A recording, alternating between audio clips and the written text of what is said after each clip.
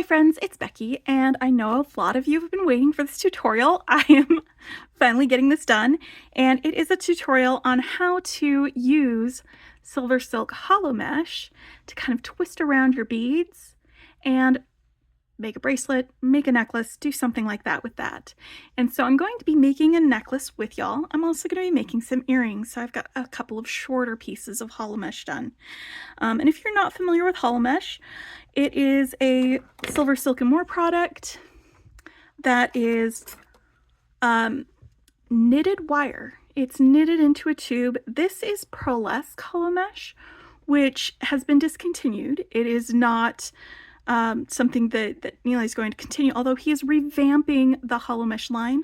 So this was actually on clearance not too long ago. I'm not sure if they still have any left. I'll put a link to where I got it from in the description so you can check it out and see if you wanted to get this. This was the only color that was left the last time I checked though. So you can do that, but they do have other colors of hollow mesh. They just don't have this iridescent tinsel knitted in with it, but it's just a tube of wire that has been knitted, and you can stuff it with beads, and that's what we're going to be doing with this. And so when I was making this, I was like, you know what, this is actually really fun, and I didn't use any beading wire for this. And so when I do the earrings, I will show you how I did that, but I am going to use some beading wire for the necklace. You can do it either way. And so we'll get through with those bits. So I'm using the hollow mesh. I've got some 4mm beads. It's about a 5mm opening here. 4mm I think fits the best. There's a little less finagling to get the beads moving through it where you want to go.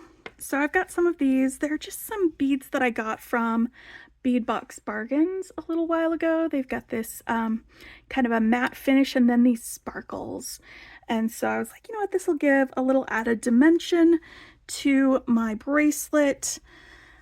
Just a little something extra on there. So I'm going to be using those. I've also got some beading wire that I'm going to be using with this, the necklace.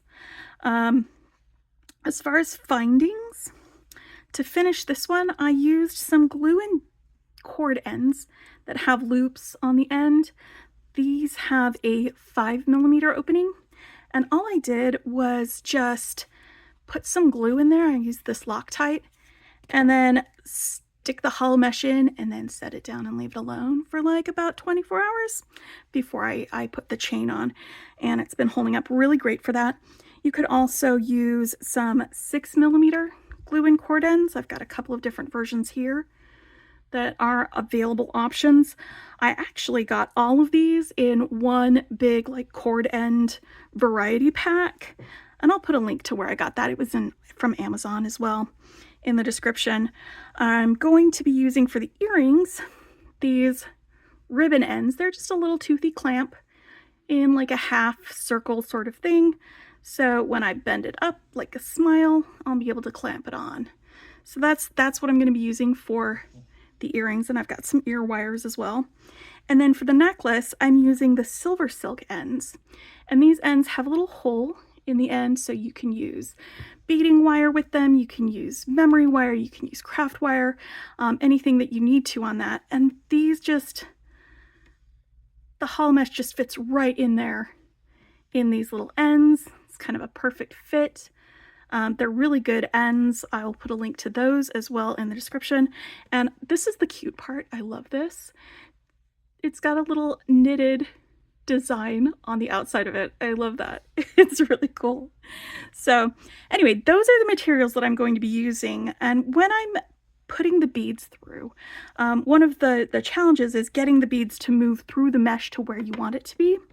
So you're going to want something that you can push the beads through with, like a very skinny paintbrush handle, or maybe a beading awl, or this is a 3mm knitting needle, and it actually works really well for that, so I'm probably going to be using this for the most part with it.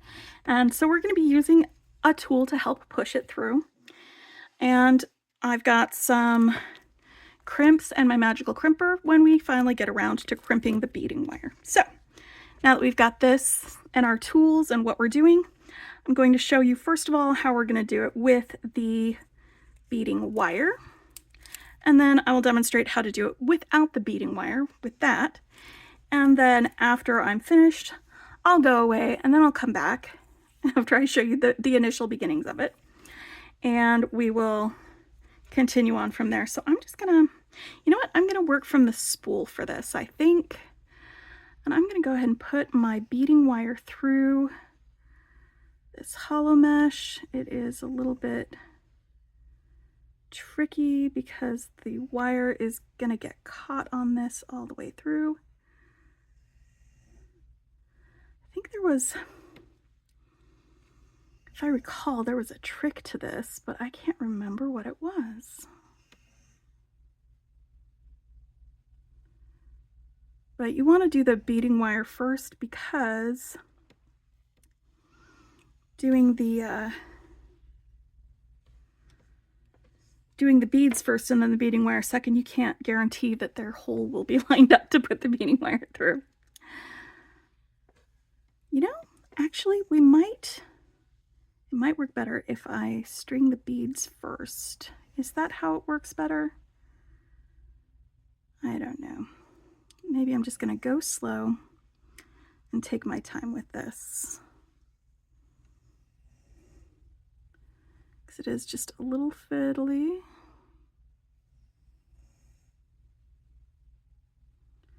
That's okay.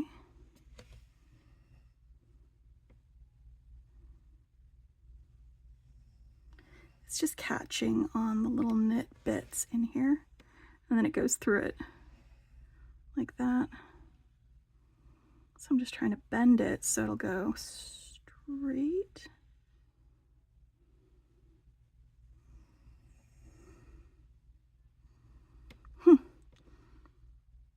There was one way that worked really great for getting this through here, and I'm trying to remember what that was, because I did it once before.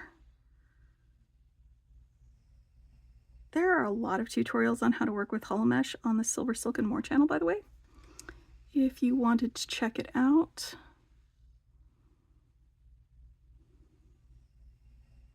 They have a YouTube channel with a lot of tutorials, because it's not, you know, your everyday beading material. It's kind of a specialty item.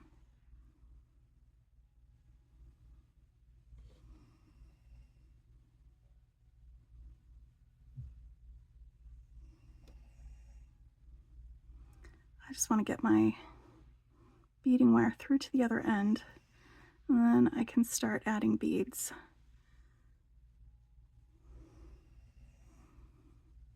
Pushing them through.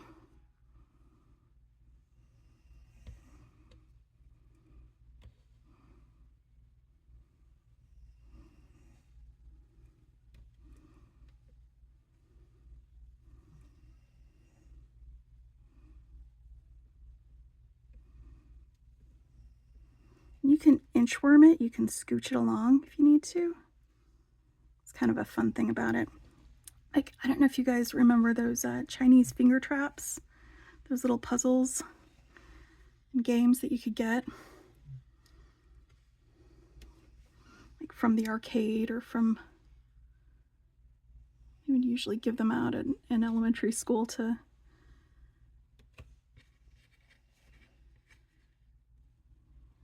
as a little prize if you did well. At least they did at my school. And they would shrink as you pulled them apart and then expand as you squished them together.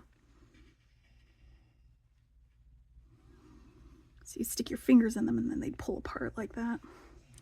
This is a little bit like that. Do you know what I think I'm gonna do? I think I'm just gonna do half of this, because I'm not feeling like doing it all the way across there.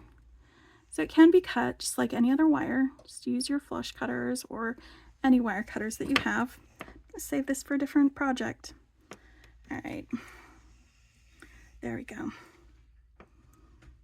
So now I've got this on this side.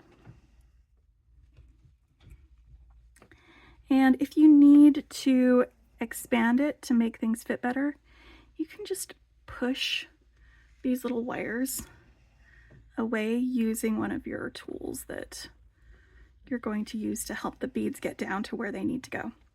So now I'm going to start stringing some beads on here, and they should end up going in that direction down into here.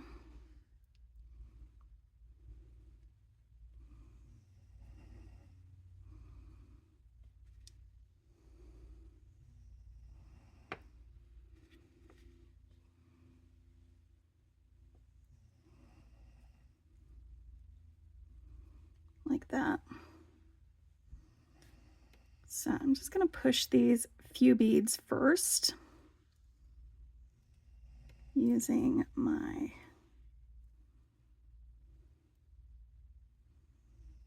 knitting needle.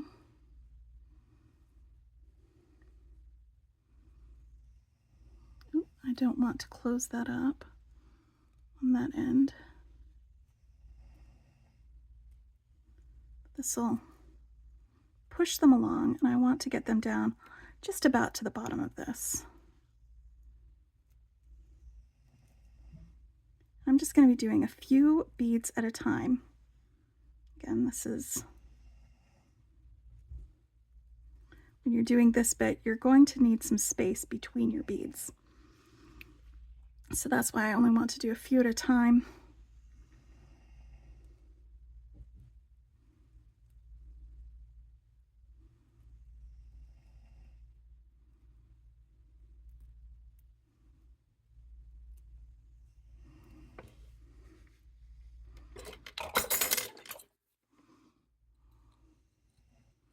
Now, if you're pushing it down using this, you're going to go in through here, and you want to lever it. You don't want to push it down this way or that way. You want to make sure that it's levered when you're going through. So this is probably the fiddliest part, is getting your beads to where you want them to be in here. And I'm just kind of inchworming this along because we can do that.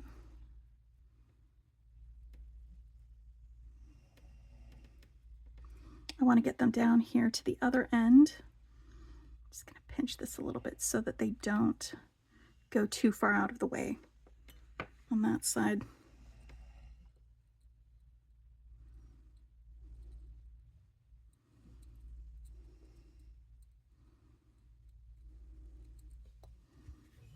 I need something a little bit duller so that it's not going through the bead hole.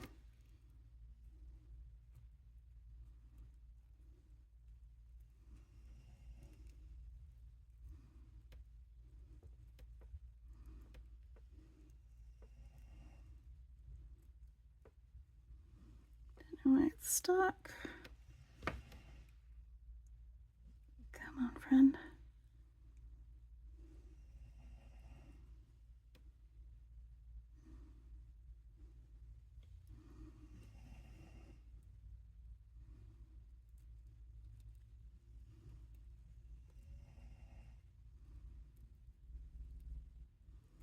I think this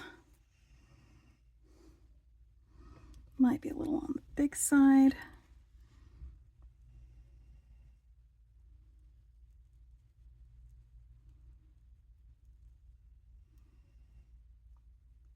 Might be working better if I just did one bead at a time, but that's okay. That's okay.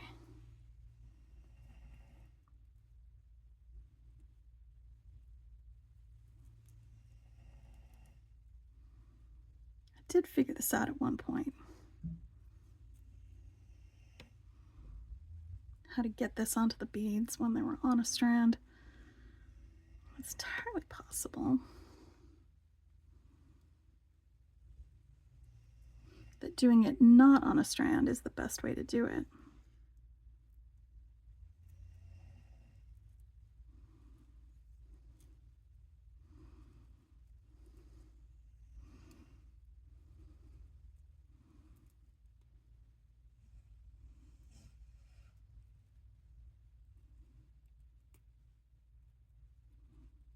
Yep, it's going, it's moving. There we go, I just had to get it past that point. Scooch them down here. All right, they're almost to where I want them to be. This bit is about 7 inches, maybe 7.5. I'm losing my beading wire. It's coming out. I need to put that back in there.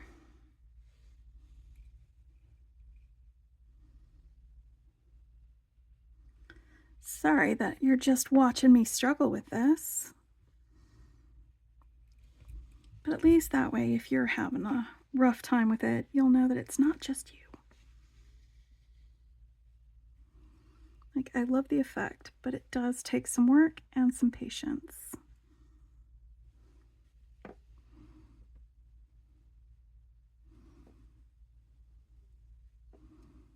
Okay.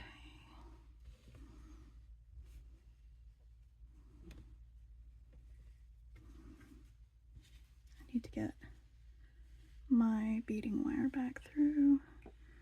That is not good. I just put it through.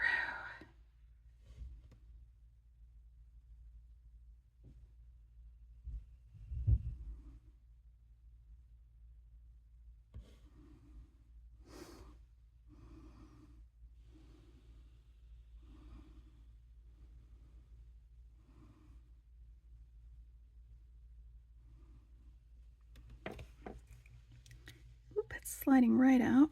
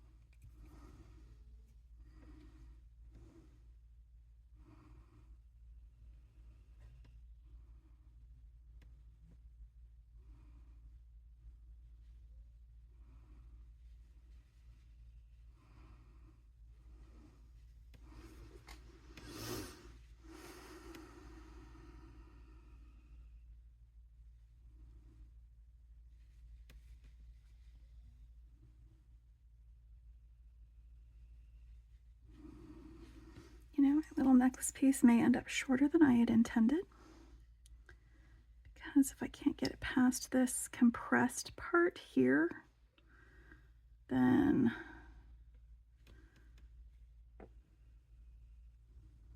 in fact, I'm going to go ahead and fix that problem right now.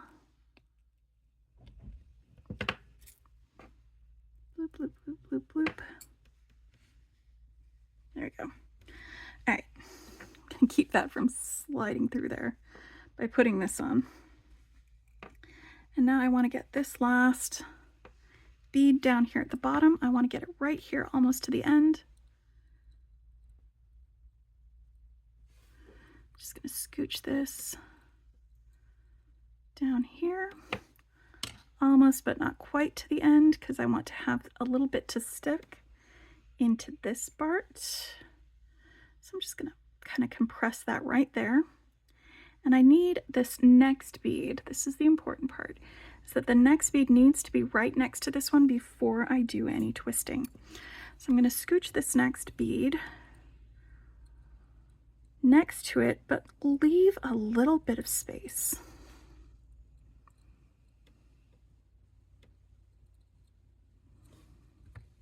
So can you see that? through there where we've got this bead here and this bead here. Now it doesn't matter if you do twist like this or you twist like that, as long as you are consistent. So I'm going to be grabbing it like this and then twisting in that direction. So my right hand twists clockwise and my left hand will twist counterclockwise. You can do it the opposite way as long as you're consistent with it, and you do the same twist each time you do it. So I'm comfortable with it this way. I'm going to grasp that bead and this bead, and I'm just going to twist them like that until we have a nice little twist right between my beads.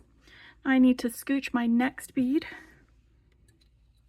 right there next to the other one. Again, I want to leave a little bit of space because we want to have some space for the wire to twist between them. So I'm going to grab both of them and give it a little twist. And then I'm going to scooch the next bead down right next to it. Grab them both, give them a little twist. See, that's why you do it in the same direction every time, because if I was to twist it the other direction, it would untwist this first twist over here. And so I'm going to be doing this. I'm going to be dropping a few beads at a time, scooching them down here on the wire. And then when I have all of them on here and twisted up, then I'll start finishing this up for my necklace part. Let me show you how we do it without the beading wire. And honestly, I think it might be a little bit easier to do it without the beading wire.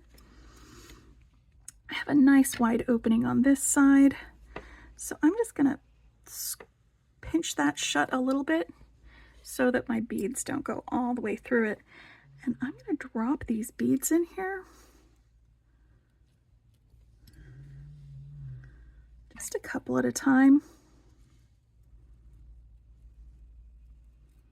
Scooch them down over here to the bottom. Make sure we've got a little bit of space between the two of them. Don't need a lot of space, just a little bit. And then I'm going to do the twist. Twist that up. Whoop. Looks like I can press that a little bit. That's okay though, because the bead will help spread that, spread that up a little bit on this next part.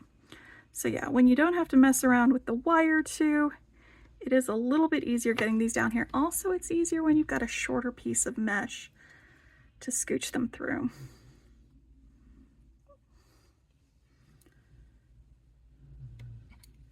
So the earrings will probably be a little bit easier for me to do. That's okay. But yeah, so I did this to make the bracelet. I'm doing this now to do some earrings, and then I'm also making a necklace with it, and that's just going to be like a focal. I'll attach chain to the back side of it so that, you know what, I've got some capture chain that I could attach to the back side of that. I think I'm going to do that actually. I'll have a dig through my SilverSilk stash for the rest of that. Let me just go through here, get all the way to the end of this earring bit so I can show you how we make that. And then I'll show you how to finish the earring a little bit closer than that. But not too close. All right, I have room for one more earring there. I'm just gonna pinch that before I squish that, and that way I've got enough to curve into a curve. And I've got some flat mesh here, or not flat mesh, hollow mesh. I'm kind of flattening it with my fingers so it becomes a little bit like flat mesh. That will be gripped by my ribbon end. So I'm just going to stick both of these in either side of this ribbon end, like this. Oop, hold on, buddy. Where's my pliers? All right, so I've got some pliers to hold this ribbon end, and I'm going to adjust that as needed to get those going in the directions that I want them to go. And I'm going to press that flat, and there we go. I have a little earring, and I can just attach my ear wire to that. That will be fun. I'm going to actually go through the back on this because my little loop is not going to make it easy to go through the front. All right, perfect. So there's an earring. And I've got that, and I'm going to get the rest of my beads on here and do the twist. It's going to be just repeating the same thing, moving the beads down along here, getting them to where they're next to it, but there's still a little bit of space, and then twisting in the same direction that I twisted before. And so once I've got all my beads in this section of my wire, we'll do the finish work, and I'll also pull out some capture chain to go up along the back of my necklace, because I think we're just going to do a front focal part for that. Anyway, I will meet you back here once this part is done.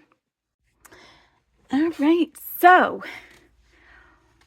when I was finishing up with this one, which I've gone ahead and cut my beading wire short so that I can connect it to, and I'm going to be using a couple of lengths of the SilverSilk capture chain to connect this to, but you could also, as an option, connect it to like just some regular chain or something like that, or you could keep the beading wire long, like on this one, and do some beading up the sides and have just a continuation of beads going that way, but you'll still want to use one of those end caps or something on the end.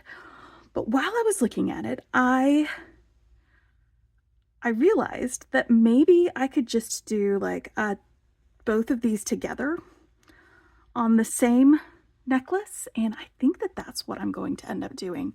So just so you know, I'm going to finish this up a little bit here with y'all, and just to remind you too that like just going slow and doing 1 or 2 beads at a time is the best way to do this, because like a lot of beads might get choked up going down the tube, but 1 bead at a time, you can better direct them where they go, how far away they end from the other guy before you do your little twist.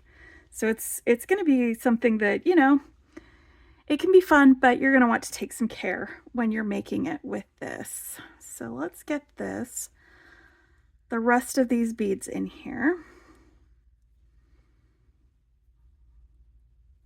And then I think what I want to do is try it out with this before I cut this beading wire. With both of them together, I'm just going to try it out, and if I don't like it, then I'm going to go ahead and just do 2 separate necklaces like I had originally planned. Like for this one strand of hollow mesh, I'm going to end up with both of these earrings, this bracelet, and either 2 necklaces or 1 necklace with kind of a really big focal in the front, depending on how I do it. So let's get this, and I think there's going to be 1 more after this. Let's see where this one ends up. Oop, that's too close. Actually, I think this one will probably do it. I want to have some room over here on the end with this flat or hollow mesh twisty side. All right, so let's try this together. I think the best way for it to work would be for both strands of beading wire to go through the end cap together. Come on, friend. There should be enough room for both of these strands. There should be anyway.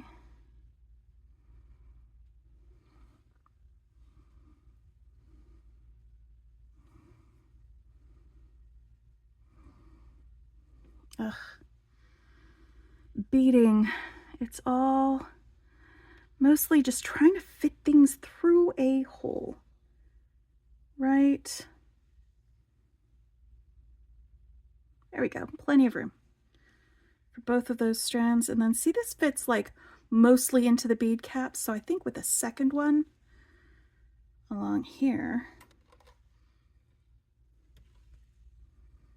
okay, that's gonna fit perfectly for that. And one of these is longer than the other, so on the other side, and these, it's pretty drapey. It has some give. I am liking this, and then I'm going to have these guys up here on the other side, just like that. I'm gonna just real quick grab, because I've got like some larger versions of these beads in here. Just gonna grab a couple of them as kind of accents between where I loop these onto here. I've already put some of the SilverSilk ends on two ends of this capture chain, but it's not on the rest of it. So I'm just gonna scooch this one down a little bit so these two are right next to each other, and then give this a little clip on this end. There we go. Perfect. And get this cap on the other side. I love it when like a plan sort of comes together, and then it comes together even better when you actually start doing it. All right. So this is kind of on the fly beading. I had an idea, and then I was like, wait a minute, no, I have a better idea. So not completely on the fly, but close enough. But yeah, shorter lengths of the hollow mesh are easier to work with than longer lengths. That's going to be beautiful, just like that. I'm gonna just scooch one of these guys over here on the other end while I work on this end and getting it crimped, because this is I'm just finishing up now. This is just finishing up the bit. I've shown you how to get the beads in. I've shown you how to get the twisting done to make this look. And this is just the finishing up parts where we're attaching it to this. And again, like I said, you could just use some regular chain on this, or just continue the beading wire up all the way around and add some beads as you go. There's a couple, definitely a couple of different ways that you could do that. So let's get this crimped on here. There we go. Just making sure that the ends of the hollow mesh are inside that cap. And I'm going to crimp this right next to that cap so that these don't go anywhere. I'm going to crimp both of these wires together right here at the very end, and I'm going to use my magical crimper for this because it's my favorite way to crimp. I love it. All right. And I'll give you a little more detail on my second crimping. This is one that I'm just kind of having to concentrate on what I'm doing a little bit more because I am closer to the bead cap than I would normally be. And I'm trying to get different angles so that I can get the edges all smoothed out. But I'll describe that in a minute if you haven't seen a magical crimper in use before, what I am doing with this one. All right, I'm gonna finish one side and then I'll just do the same thing for the other so you don't have to watch both of them. All right, so I've got both of these wires. I'm just gonna choose the shorter one and cut it off. because now that it's crimped together, it should be fine. Pop one of these larger beads right on top of there. And now I'm going to get one of the SilverSilk pieces and get it on here on that side. The SilverSilk capture chain is knitted wire around a ball chain, which it kind of echoes this a lot, and I kind of love that for it. And then the SilverSilk end caps are these little jaw things that have a little lip on the side that will catch that chain, the ball chain, the little balls of the ball chain on the inside of it. So you want to go at least 2 balls deep in there. If it's not wide enough initially, you can widen it. Let me see if this is. Okay, it's perfect. And I have some nylon jaw pliers, but these always slip out of them. So I like to use these wide nose pliers to close them. They're kind of perfect for it because I only get a little bit of marring on the finish for it. I like to give it a little tug after I do that, just to make sure that it's on there nice and good.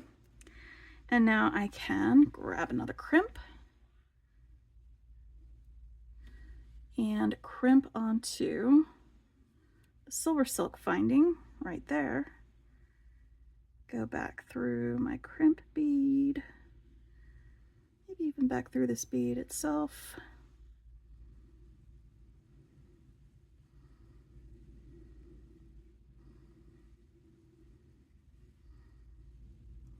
Okay, and then Magical Crimper, if you haven't seen it before, it has this little concavity.